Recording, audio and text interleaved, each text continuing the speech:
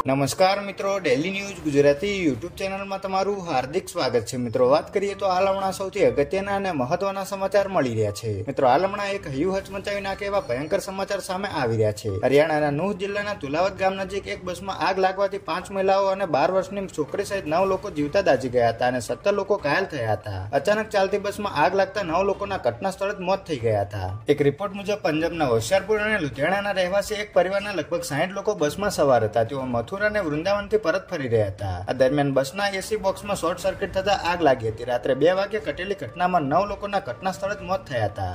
ત્યારે હાલ પોલીસે પણ એફઆઈઆર નોંધી છે। પોલીસના જણાવ્યા અનુસાર ઘટના સ્થળેથી ભાગી ગયેલા બસ ડ્રાઈવર વિરુદ્ધ સદર તોર પોલીસ સ્ટેશનમાં એફઆઈઆર નોંધાવવામાં આવી છે। એક સ્થાનિકે નિવેદનમાં કહ્યું કે આગની જાણ બાદ કેટલાક લોકોએ ડ્રાઈવરને બસ રોકવા માટે કહ્યું હતું, પરંતુ તેણે ડ્રાઇવિંગ ચાલુ રાખ્યું હતું। 17 ઘાયલોમાંથી 14ને હોસ્પિટલમાંથી રજા આપવામાં આવી છે।